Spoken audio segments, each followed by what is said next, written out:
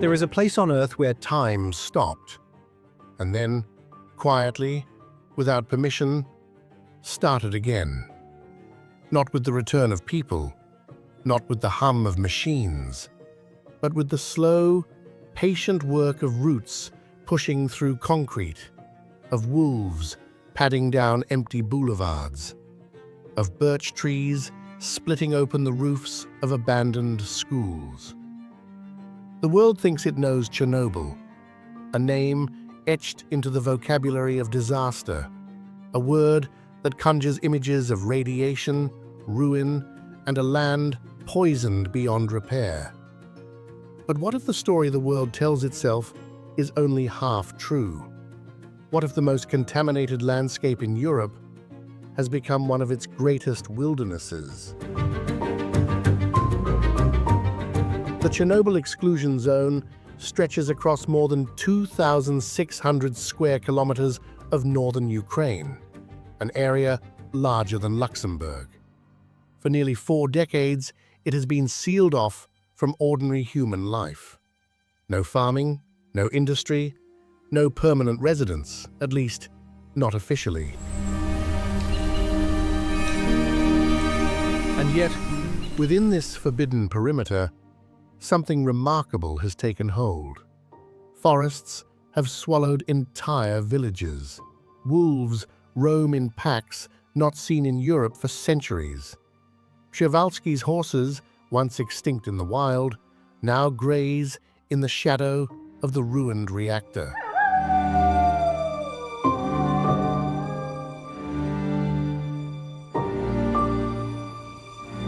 More than 350,000 people were evacuated in the weeks following the disaster. Entire towns erased from maps. Entire lives folded up and carried away. They left behind everything: furniture, photographs, toys, the small possessions that tether a life to a place.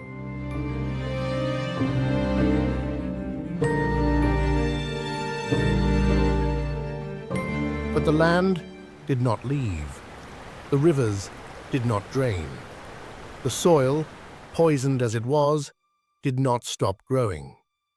The seasons continued their ancient rotation, winter to spring, to summer, to autumn, indifferent to the invisible particles settling into every leaf and stone.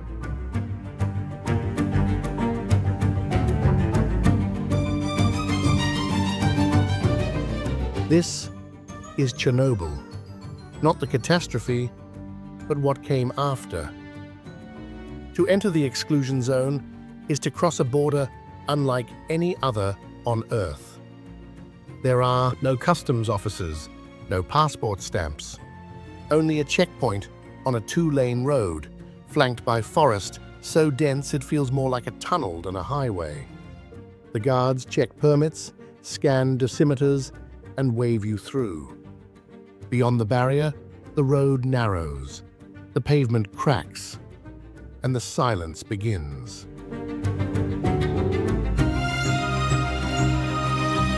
The first thing you notice is the absence of sound. No traffic, no aircraft, no distant machinery. The zone is one of the quietest places in Europe, a silence so deep it becomes a presence, pressing against your ears like the hush of a cathedral. Few people know that the zone is not empty. More than 3,000 workers rotate through on 2-week shifts, maintaining the reactor's containment, monitoring radiation levels, managing the infrastructure of absence. They eat in canteens, they sleep in dormitories.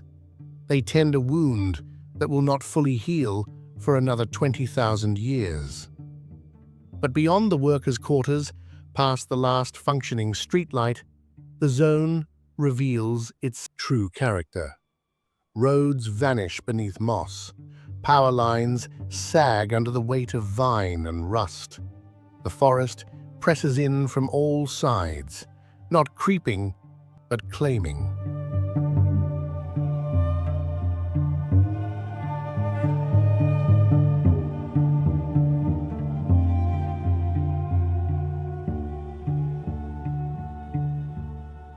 The first settlement you reach is the town of Chernobyl itself, not to be confused with the power plant that bears its name, which sits some 14 kilometers to the northwest. Chernobyl town is older, much older. Its name appears in chronicles dating back to 1193, when it served as a hunting lodge for Kievan princes. For centuries, it was a quiet market town on the banks of the Pripyat River, a place of wooden churches and muddy roads, a place where Jewish merchants traded alongside Ukrainian farmers and Polish nobles. Today, the town serves as the administrative center of the zone. A handful of shops and a single hotel cater to the workers and the growing number of visitors who come to witness what has become one of the strangest landscapes on the planet. The streets are lined with Soviet-era apartment blocks, their facades crumbling but still standing. Stray dogs, descendants of the pets left behind during the evacuation, trot between the buildings with a familiarity that suggests they have long since stopped waiting for their owners to return. They are fed by the workers. They are vaccinated by visiting veterinary teams. They are, in their own way, the first community to re-establish itself in the wake of catastrophe. In the central square, a row of signs bears the names of the 162 villages that once existed within the zone. Each name is painted in white on a yellow background, a simple, bureaucratic memorial to places that no longer appear on any current map. Most were bulldozed and buried in the years after the evacuation, their remains pushed into trenches and covered with clean soil to reduce surface radiation. Their names are all that remain, whispered by the signs and by the wind that passes through them. And yet, the town endures, not as it was, but as something else entirely. A place between memory and forgetting. A place where the past is preserved not in monuments, but in the silence between buildings. But humans are not the only ones who have found a way to persist in this place. In the open meadows south of the town, a sight unfolds that belongs more to the steppes of Central Asia than to the forests of northern Ukraine. The Przewalski's horse, the last truly wild horse species on Earth, grazes here in herds of 30 or more. Stocky, rust-colored, with a bristling dark mane that stands upright like a mohawk, they are unmistakable. Their legs are short and powerful, banded with faint, zebra-like stripes at the knee, a trait inherited from ancestors that galloped across the Eurasian steppe before the first human civilizations took root. And they are not supposed to be here. In 1998, a small group was released into the zone as part of a rewilding experiment. The logic was simple. If the land was too contaminated for people, perhaps it could serve as a refuge for a species on the edge of extinction. The experiment worked beyond anyone's expectations. The horses multiplied. They adapted to the harsh winters by growing thick, shaggy coats and sheltering in the ruins of barns and stables, structures built for domesticated horses a lifetime ago. They claimed the abandoned farmland as their own, grazing where collective fields once fed a nation. Fewer than 2,000 Przewalski's horses exist anywhere on Earth. More than 150 of them now live here, in the shadow of the world's worst nuclear disaster. It is a strange kind of salvation, a species rescued not by human intervention, but by human absence. The horses do not know what happened here. They know only the grass, the wind, and the wide, open silence that no fence interrupts. They foal in the spring, they fight for dominance in the autumn. They do what wild horses have always done, except no one is watching and no one is counting, and the only fences Other ones the forest builds from fallen trees. And still, they remain, as if they had always been here. West of the town, the road passes through a stretch of forest that looks, at first glance, like any other. Pine trees crowd the roadside. Birch saplings push through the undergrowth. Birds call from the canopy. But this is the Red Forest, and nothing here is as ordinary as it appears. On the morning of April 26, 1986, when Reactor No. 4 exploded and sent a plume of radioactive material into the atmosphere, the wind carried the heaviest fallout directly over this stand of pine. Within days, the needles turned a deep rust orange. Within weeks, the trees were dead. An entire forest killed not by fire, not by drought, but by invisible particles no larger than dust.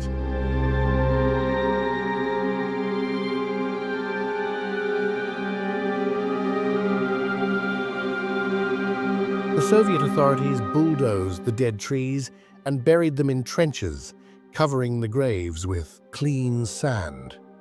For years, the site remained barren, a scar on the landscape visible from satellite images. But the forest came back. Not the same forest. Pine is slow to recover in irradiated soil, but a new one. Birch and alder and willow, species more tolerant of disturbance, pushed through the burial mounds and reclaimed what radiation had taken. Today, the red forest is green again. The Geiger counters still spike when you step off the road. The soil still holds its poison, but the canopy closes overhead as if nothing ever happened. Researchers have discovered that the new forest supports a different composition than what was here before. A younger, more diverse ecosystem.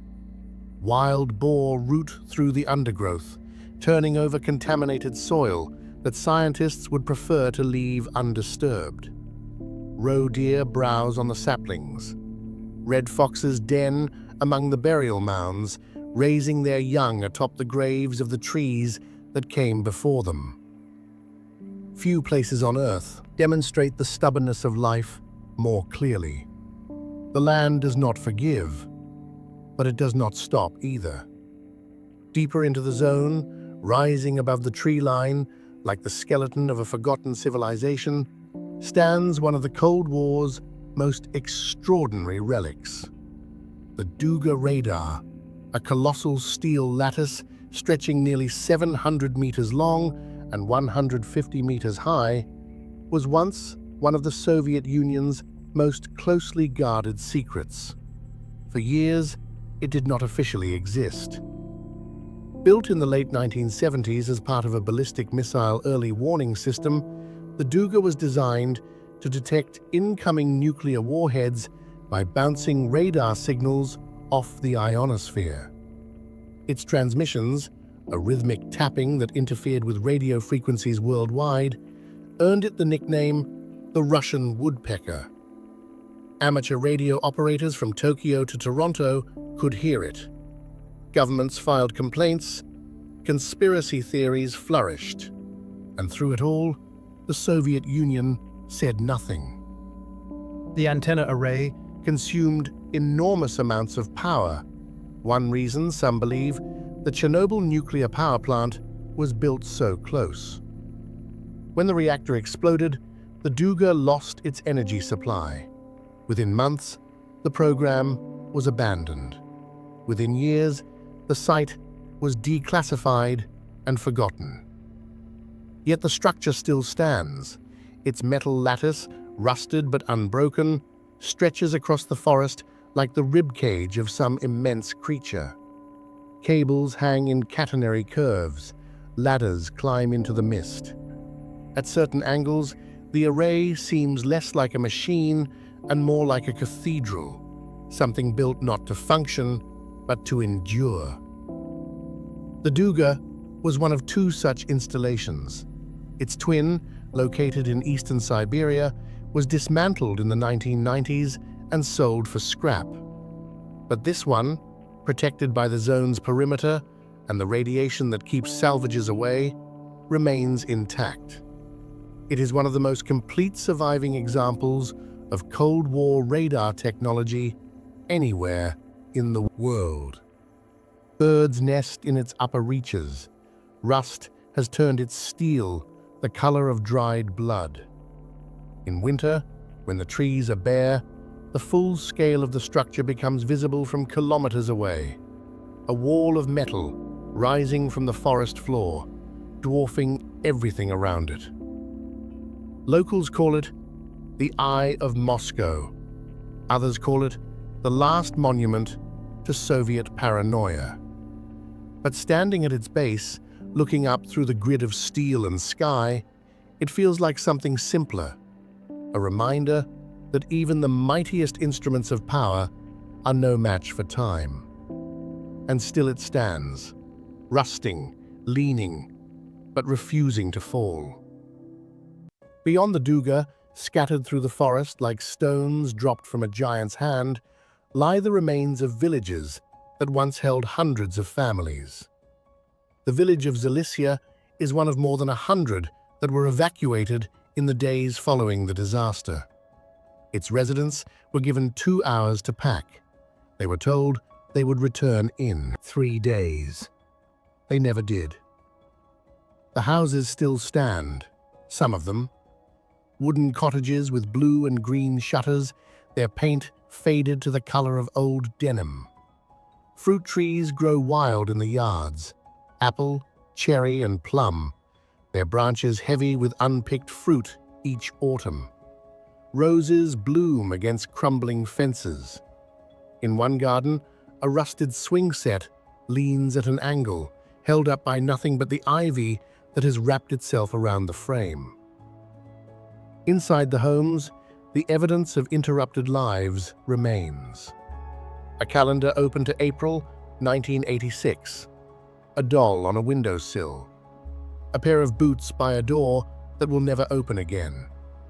In one kitchen, plates still sit on a table, set for a meal that was never finished, never cleared, never washed. The cutlery has corroded. The tablecloth has fused with the wood beneath it. But the arrangement remains. 4 plates, 4 chairs, a family-sized absence. Nature has been thorough in its reclamation. Trees grow through kitchen floors. Moss covers the wallpaper. In one cottage, a birch sapling has pushed through the ceiling and now stands taller than the house that contains it.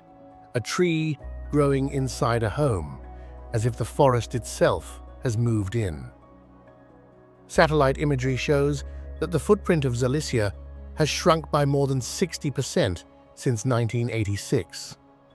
The forest is consuming the village from the outside in, one garden wall at a time.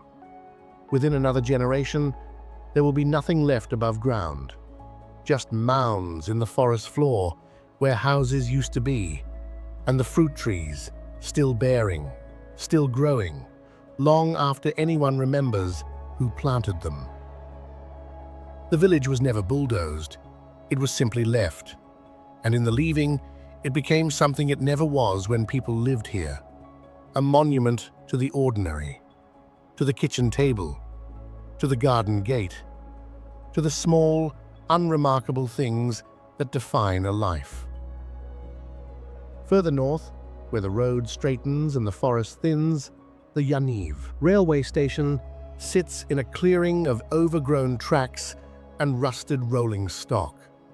This was once the main rail link for the city of Pripyat, a busy platform where workers commuted to the nuclear plant and families boarded trains to Kiev for the weekend. More than 50,000 people pass through this station every year.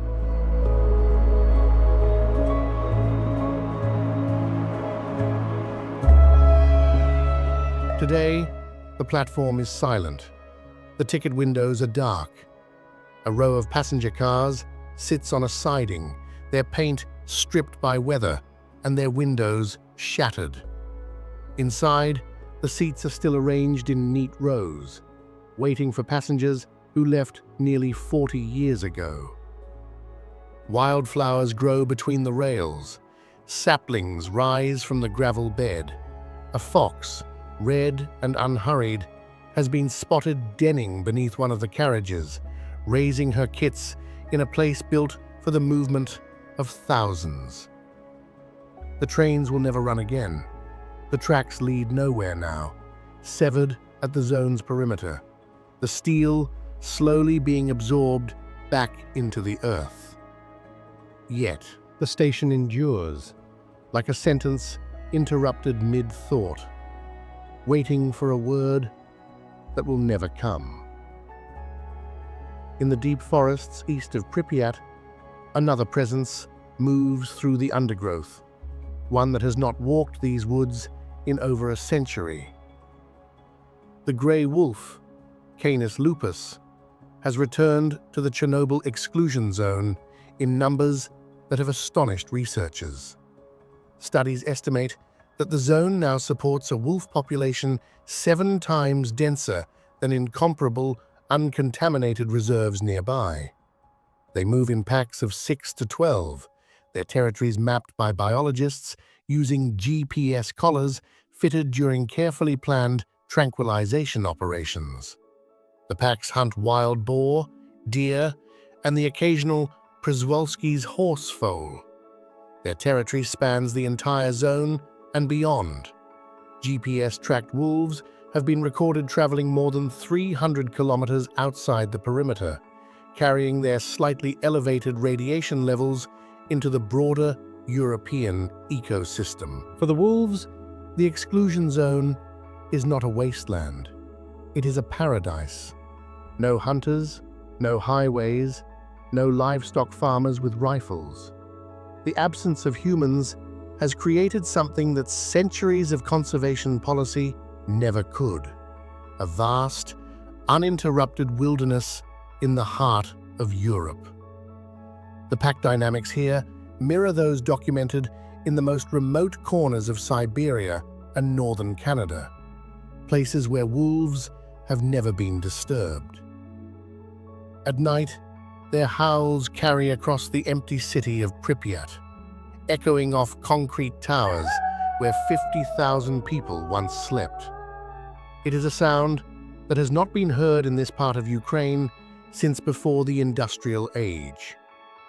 The howl travels through broken windows and down elevator shafts and across the empty plaza where the amusement park stands silent.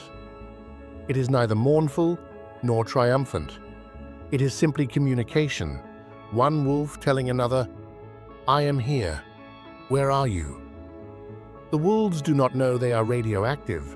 They know only the hunt, the pack, and the ancient rhythm of a land that has at last been returned to them.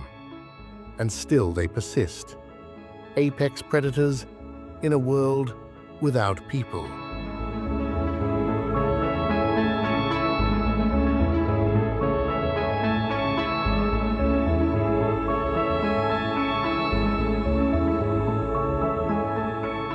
Back on the road to Pripyat, the zone's industrial past reveals itself in the ruins of the Jupiter factory, a sprawling complex of warehouses and assembly halls that once produced electronic components for the Soviet military. The factory employed more than 3,500 workers and was one of the most advanced manufacturing facilities in the Ukrainian SSR. Its products included circuit boards for military communications systems, technology so sensitive that the factory's true purpose was classified until after the Soviet Union collapsed.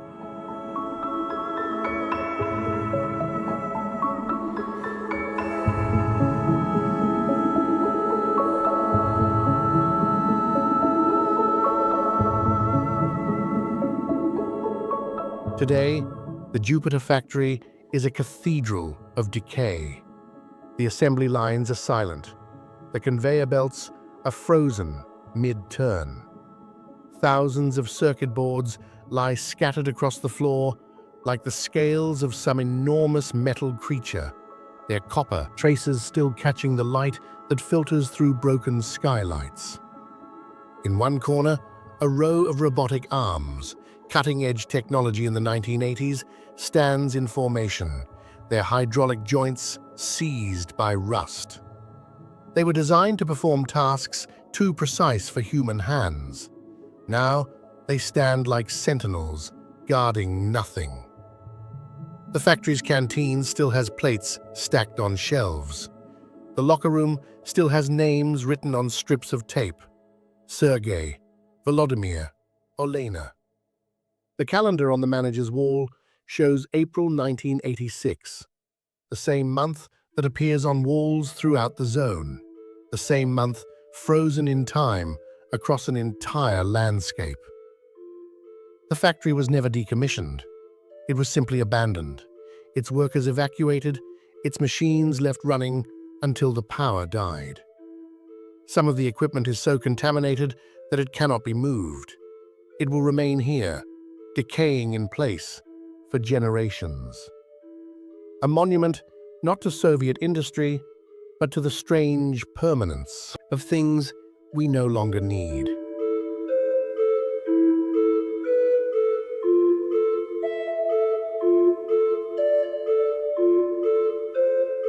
Not far from the Jupiter factory, in the basement of hospital number 126, lies one of the most haunting reminders of the disaster's human cost. This was the hospital where the first firefighters were brought on the night of April 26th. They had rushed to the burning reactor without protective equipment, many in nothing more than their standard uniforms. They climbed onto the roof of the reactor building. They waded through radioactive water. They breathed in particles that would kill them within weeks. In the basement, their uniforms remain. Piled in corners and draped over pipes, the boots and jackets of the first responders are among the most radioactive objects in the entire zone.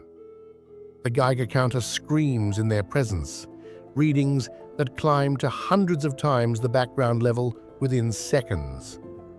No one touches them. No one moves them. They have been here since the night the world changed.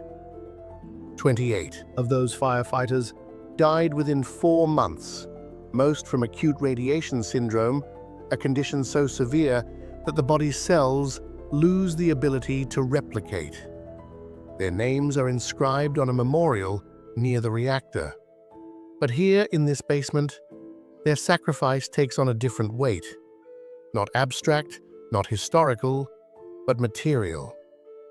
Leather and cloth, still holding the shape of the men who wore them, still bearing the dust they carried from the roof of a burning reactor. The firefighters who arrived that night had no precedent for what they faced. No training manual covered an exposed reactor core.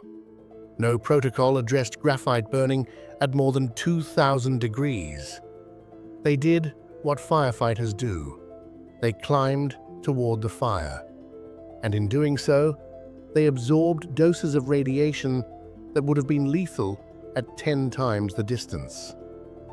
Few people know that these uniforms were never collected for disposal. The hospital was evacuated in such haste that the contaminated clothing was simply left behind. And so it remains, too dangerous to handle, too significant to forget. A quiet archive of courage, decaying in the dark. Between Chernobyl town and the city of Pripyat, the road crosses a small overpass that has become one of the most infamous locations in the zone.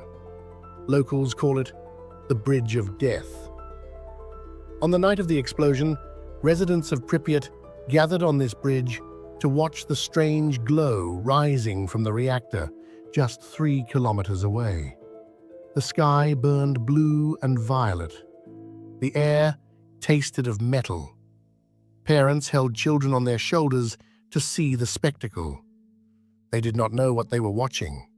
They did not know that the light they admired was the visible signature of an exposed reactor core, that the air they breathed carried isotopes of iodine, cesium, and strontium that would settle into their lungs and bones. The bridge was directly in the path of the fallout plume. Those who stood there, the longest, received some of the highest radiation doses of any civilians. How many fell ill in the years that followed? No one can say with certainty. The Soviet records are incomplete. The names are scattered. Today, the bridge looks ordinary. Cars still cross it. The view of the reactor's containment structure is clear from the railing. But the dosimeter readings remain elevated. Nearly 40 years later, the asphalt still holds what fell from the sky that night.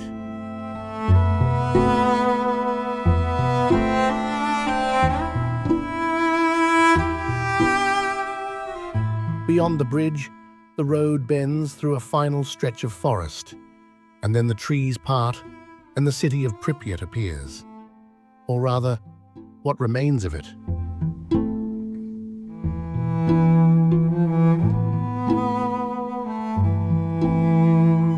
Pripyat was built in 1970 as a model Soviet city, a showcase of socialist urban planning designed to house the workers of the Chernobyl nuclear power plant. At the time of the evacuation, it was home to 49,360 people. The average age of its residents was 26. It was one of the youngest cities in the Soviet Union. The planners spared nothing. Pripyat had 16 apartment blocks rising to 16 stories, a cultural palace, a cinema, a sports complex, 3 swimming pools, more than 30 shops and restaurants, 2 stadiums, a hospital, a music school, and a river port. Everything a person could need, arranged in perfect geometric order on the banks of the Pripyat River. The Pripyat River itself, a broad, slow-moving tributary of the Dnieper, still flows along the city's western edge, as it has for millennia. Before the disaster, the riverbanks were maintained, mowed lawns, concrete embankments, a promenade where families walked on summer evenings. Now, the banks have returned to marsh and willow thicket. The promenade is buried under a carpet of fallen leaves so thick that the concrete beneath has vanished entirely. In the shallows, pike and perch grow to extraordinary sizes, undisturbed by anglers for nearly 4 decades. Otters have been spotted in the dirt reed beds. Beavers have built dams in the tributaries, flooding sections of the old river port and transforming what was once an industrial waterway into a labyrinth of pools and channels that look more like the Amazon than Eastern Europe. The evacuation began at 2 p.m. on April 27th, 36 hours after the explosion. More than 1,100 buses lined the streets. Residents were told to bring only essentials, documents, food for 3 days, a change of clothes. They would be back soon, the authorities said. It was just a precaution. No one came back. The city was sealed. The buses never returned. And Pripyat became what it remains today, the largest ghost city in Europe.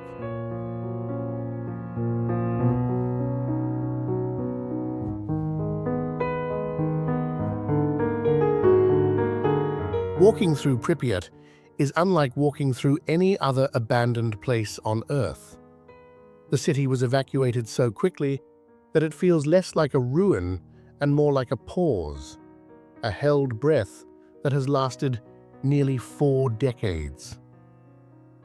The apartment blocks line the main avenues in rows, their balconies draped with the remains of laundry lines and the skeletal frames of satellite dishes that were installed in the final years of Soviet television. Some apartments still have curtains in the windows, faded to translucence, but still hanging still dividing inside from outside, as if privacy still mattered in a city with no residents. From the upper floors, the views tell the story better than any words. In every direction, the forest has arrived. Where parking lots once held hundreds of cars, birch groves now stand in dense formation. Where playgrounds once rang with children's voices, thickets of willow and hazel have grown so tall they block the light from lower windows. The city is not empty, it is full of trees, full of birds, full of the patient, silent work of reclamation. At the center of Pripyat, in a plaza that was once the city's gathering point for festivals and May Day parades, stands the image that has come to define the exclusion zone in the world's imagination. The amusement park. It was never opened. The park was scheduled to debut on May 1st, 1986, 5 days after the explosion. The Ferris wheel, the bumper cars, the swing boats, all were brand new, painted in bright yellow and red, ready for the children of the city's young families. They were never used. The paint has faded now to the color of old bone. The Ferris wheel's gondolas hang at odd angles, their steel frames warped by decades of freeze and thaw. Moss grows in the seats. Trees have pushed through the base of the ride, wrapping their roots around the support beams as if trying to pull the entire structure into the earth. The amusement park has become the most photographed location in the zone, a symbol of innocence interrupted, of joy that never arrived. But beyond the symbolism, it is simply a place where metal meets forest, where a machine built for laughter is slowly being dismantled by rain and wind and the quiet persistence of growing things. The bumper cars still sit in their arena, arranged in a loose circle as if waiting for riders. Their colors, once vivid, have bleached to pastels. Leaves collect in the driver's seats.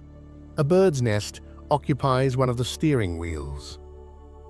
And still, the wheel stands. Not turning, not lit, but standing, as it has for nearly 4 decades. A monument not to disaster, but to the strange endurance of things we leave behind.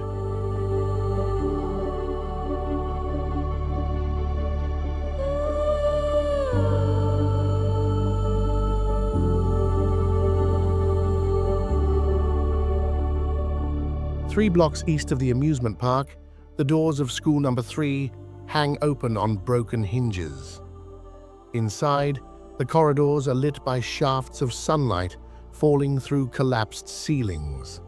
Desks are overturned. Textbooks lie splayed on the floor, their pages swollen with moisture and turned to pulp. On the walls, faded murals of cosmonauts and flowers still cling to the plaster, relics of a curriculum that taught children they lived in the greatest country on Earth. In the gymnasium, the wooden floor has buckled and split, pushed upward by the moisture that seeps through the foundations. Gas masks, thousands of them, litter the hallways. They were distributed to every building in the city as standard civil defense equipment, and when the evacuation came, they were left behind. Their rubber faces stare upward from the debris like a silent audience.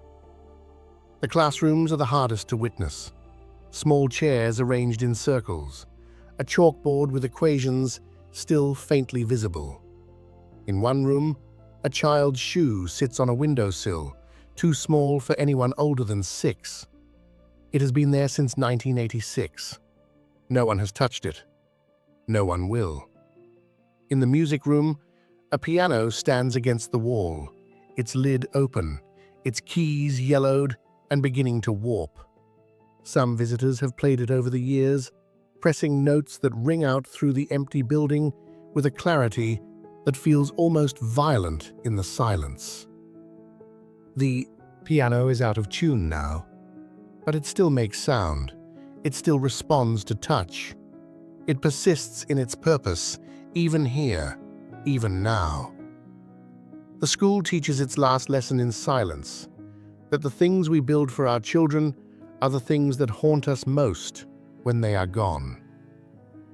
One of the most unexpected survivors in Pripyat stands 6 blocks north of the school. The Azure swimming pool, a full-sized Olympic pool and sports complex, continued to operate until 1998, more than 12 years after the disaster. The logic was practical, not sentimental. The workers who maintained the reactor and the containment structures needed a place for recreation and exercise during their rotations. The pool was decontaminated, restaffed, and kept running, a pocket of normalcy inside the most abnormal place on Earth.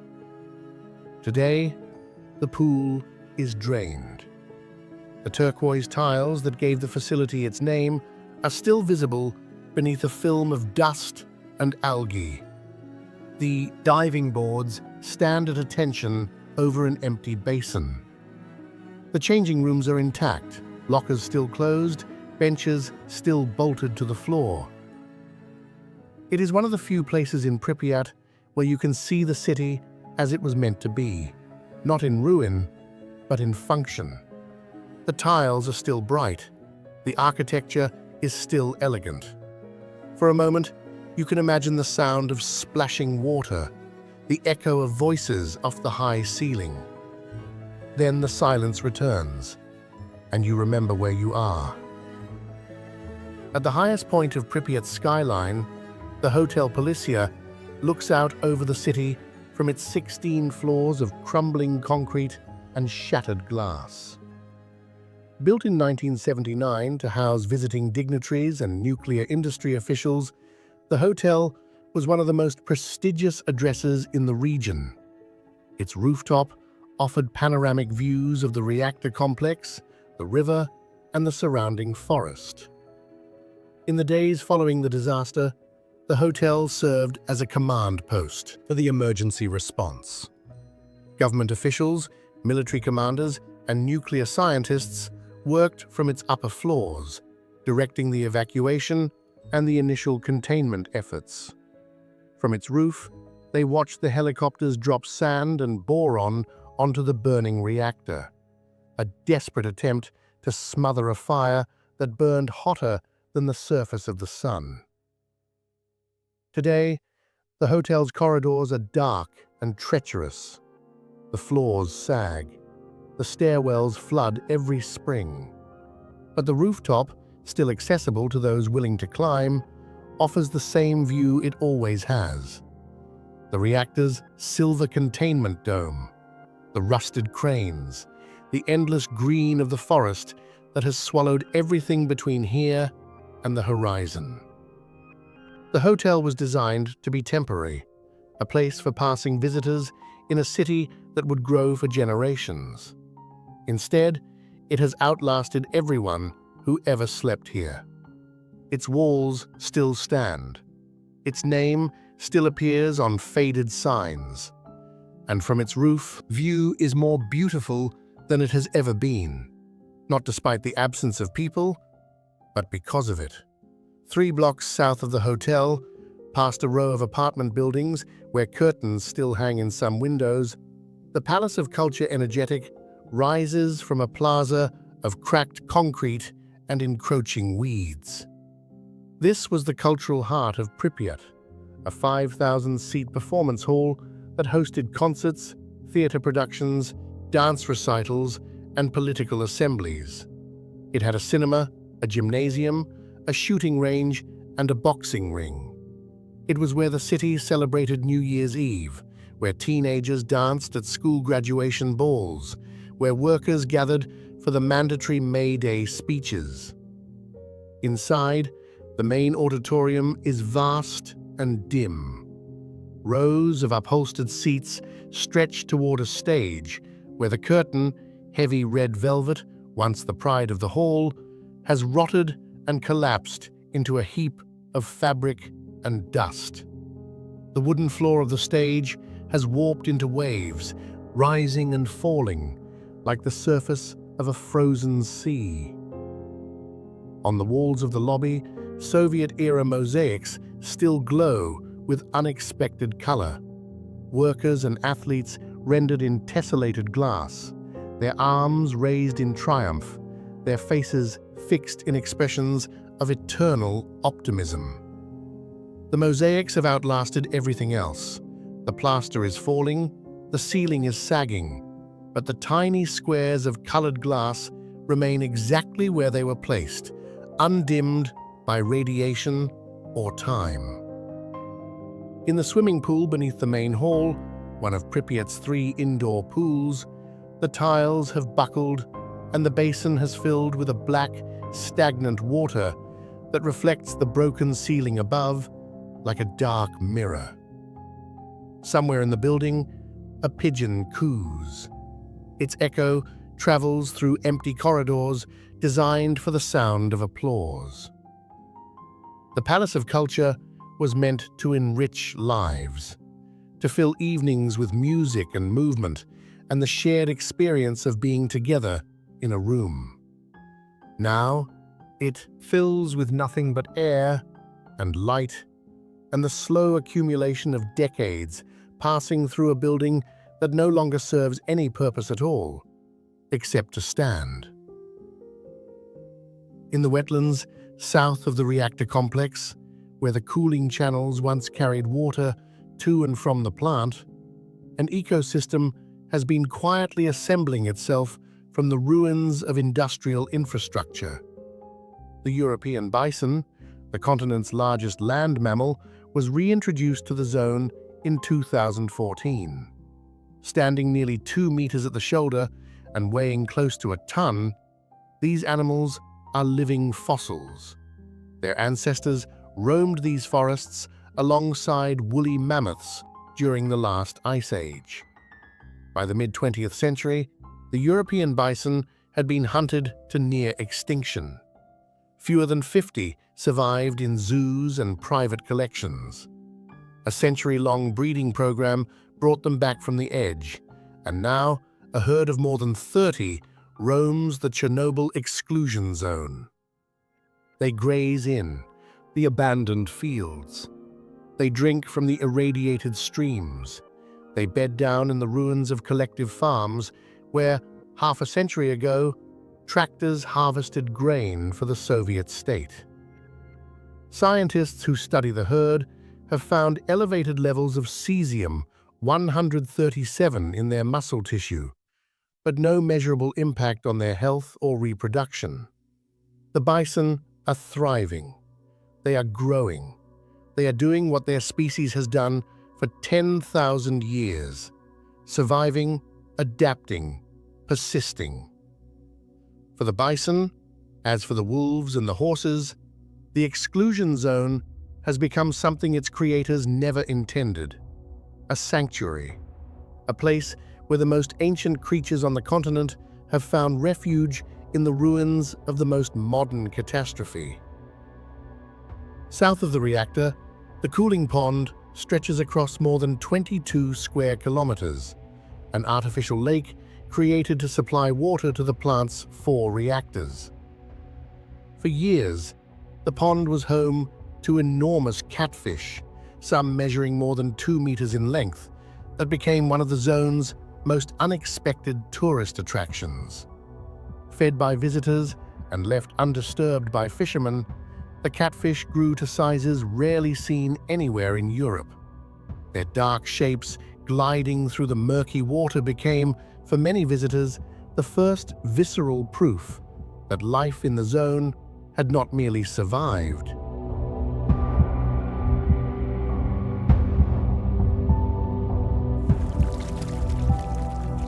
It had thrived. In 2014, the cooling pond was partially drained as part of decommissioning operations, and much of the catfish population was lost.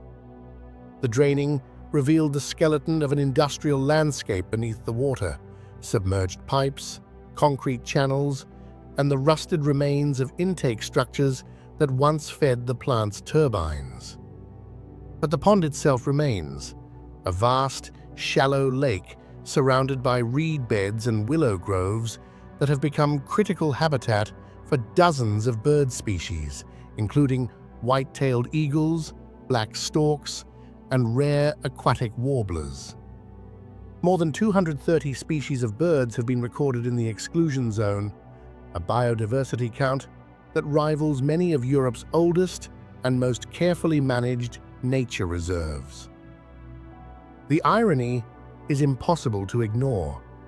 The worst nuclear disaster in history has produced one of the continent's most important bird sanctuaries. No conservation fund designed it, no wildlife manager planned it. It simply happened, because when humans leave, everything else arrives.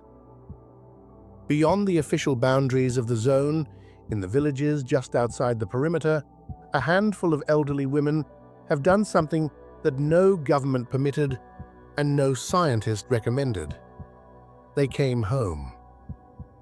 The self-settlers, known locally as the Samosi, are mostly women in their 70s, 80s, and 90s who defied the evacuation orders and returned to the villages where they were born. At their peak, there were more than 1,000. Today, fewer than 100 remain. They live as they always have. They grow vegetables in their gardens, potatoes, beets, tomatoes, cucumbers. They keep chickens and goats. They draw water from wells that radiation monitoring teams visit twice a year.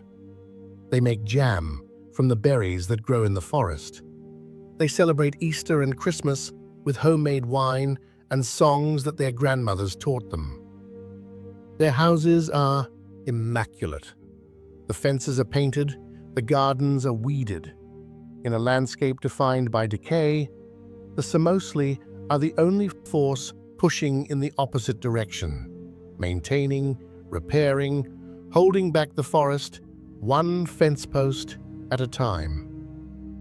When asked about the radiation, they shrug. "We survived the war," they say, meaning the Second World War, which killed more than 8 million Ukrainians. "We survived the famine," meaning the Holodomor of 1932 to 33, which killed millions more. "We can survive this." Their logic is simple, and in its own way, irrefutable. They have outlived every catastrophe their century has produced. Scientists who have studied the self-settlers have found that their health outcomes are, in many cases, no worse than those of evacuees who resettled in Kiev or other cities. The stress of displacement, the loss of home, community, and purpose may have been as damaging as the radiation itself.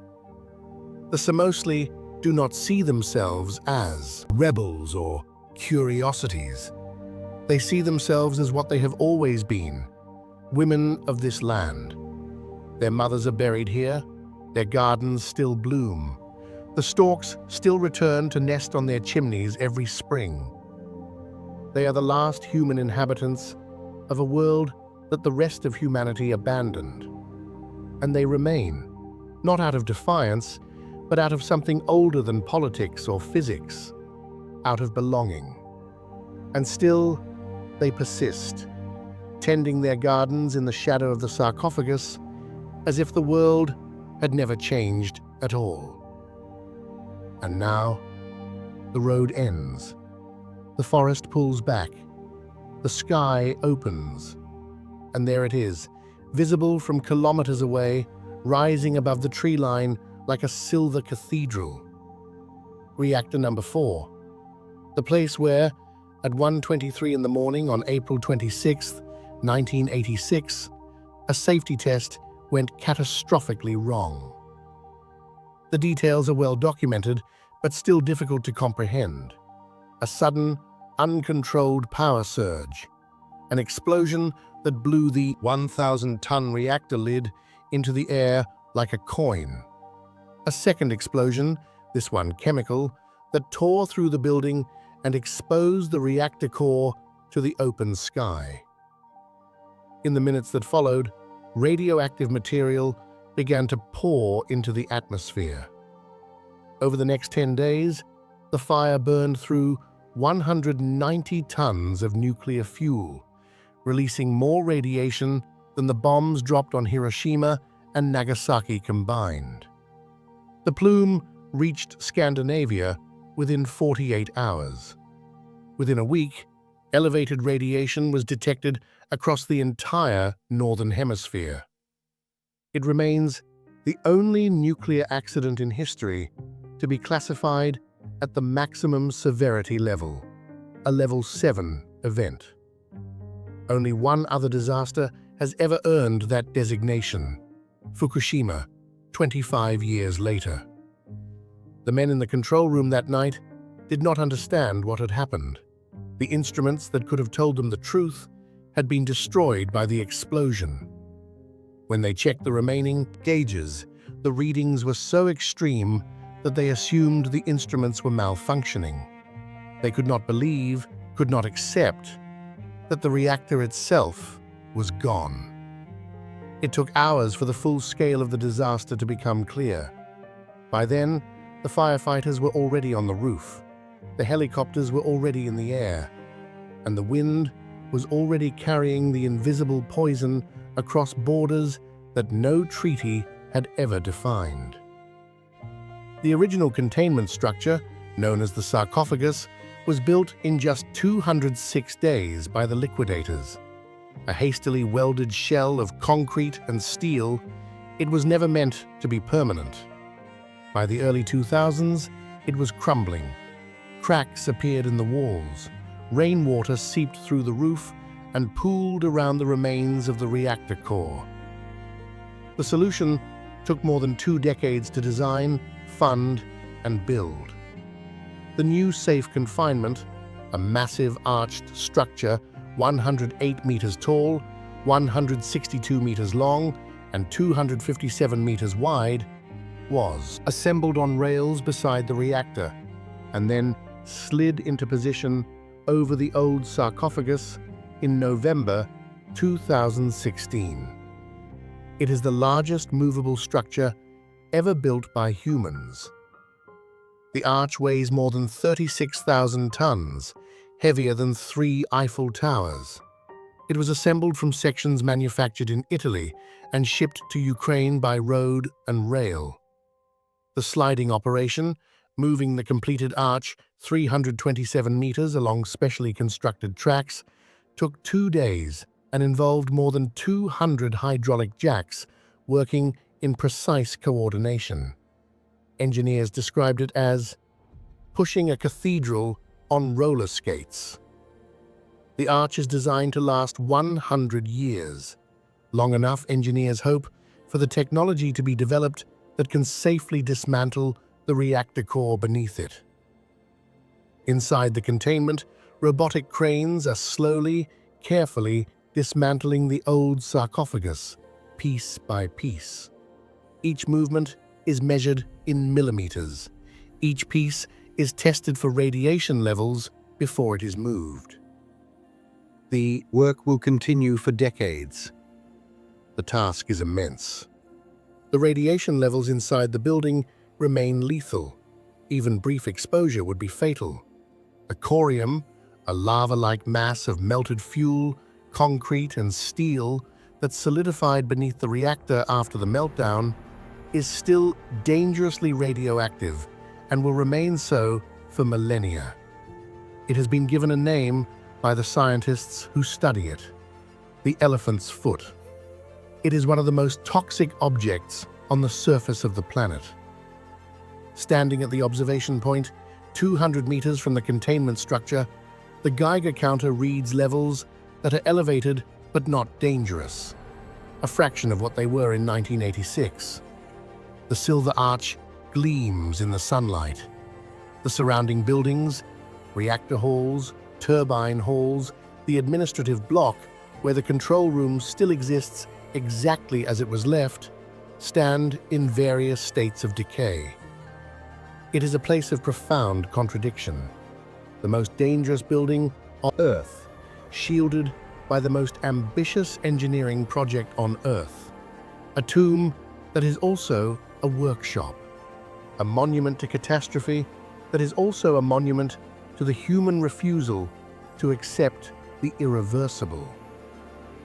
Beneath that arch, the remains of the reactor still glow with a heat that will not fully dissipate for another 20,000 years. The fuel is still there. The graphite is still there. The clock is still ticking, not toward another disaster, but toward a future so distant that the civilization that built this machine may no longer exist to witness its final cooling. And yet, even here, life has found its way.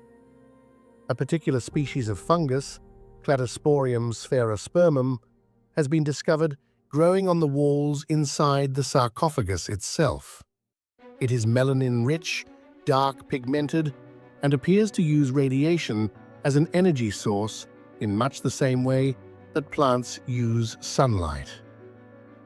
Radiotrophic fungi, life that feeds on the very force that killed everything else. Scientists are studying it for potential applications in space travel, a biological shield against cosmic radiation born in the most hostile environment on the planet. Even in the heart of the reactor, in the place where the atoms split and the world broke open, something grows. Something persists. Something refuses the premise that this place is dead. As dawn breaks over the exclusion zone, the forest stirs with the sound of a world that has been left alone long enough to remember what it was. In the reed beds along the Pripyat River, a white-tailed eagle, one of Europe's largest raptors with a wingspan exceeding 2 meters, lifts from its perch and climbs into the morning light. Below it, the river curves through marshland that has expanded to reclaim what were once drained agricultural fields. The eagle hunts fish from the cooling channels. It nests in the crowns of the tallest pines, building eyries that can measure 2 meters across and weigh half a ton.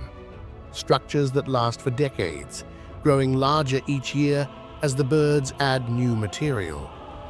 Its territory encompasses the reactor, the ghost city, and the forests beyond.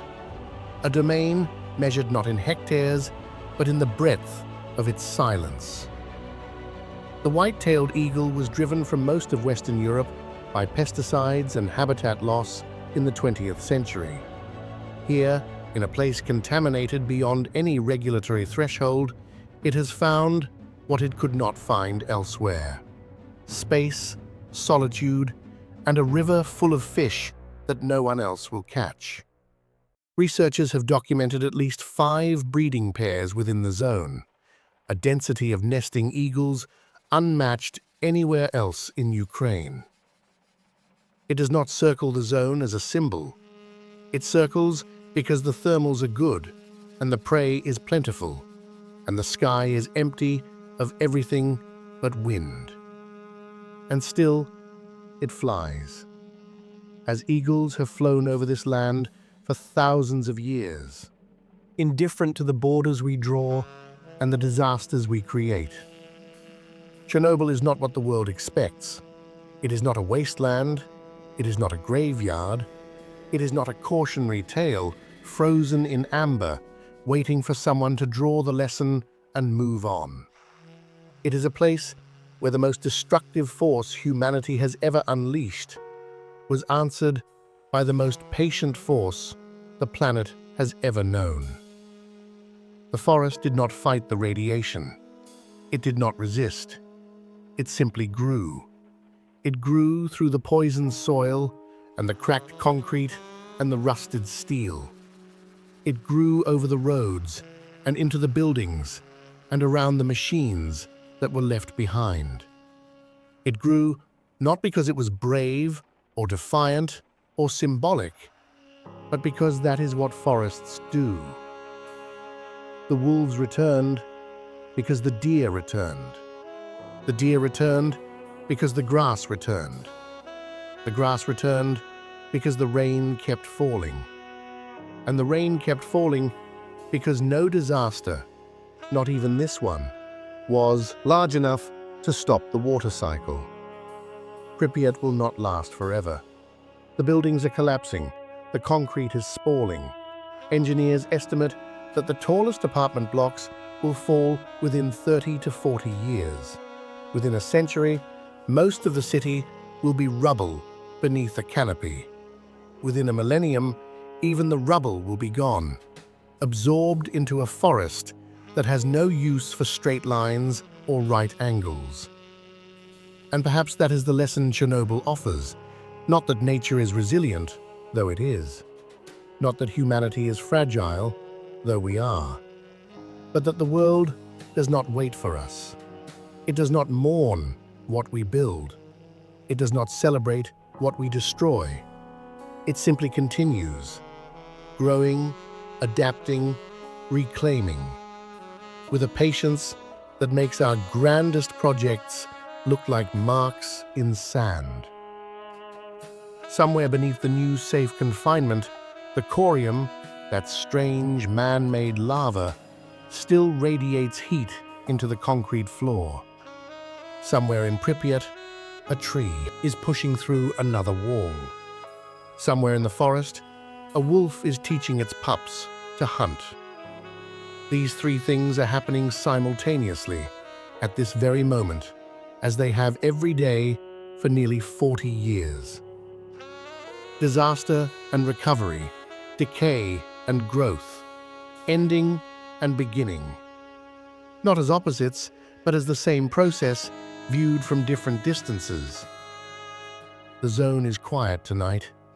The Ferris wheel does not turn. The reactor does not glow. The roads carry nothing but wind. But in the forest, something moves. A wolf, perhaps, or a horse, or the slow, imperceptible growth of a root pushing deeper into the concrete, 1 millimeter at a time, 1 season at a time, 1 century at a time. This is Chernobyl, not the disaster, but the return, not the silence, but what grows within it. If this journey moved you, consider subscribing to join us as we explore the places the world has forgotten and the stories they still have to tell. Thanks for watching, and see you on the next road.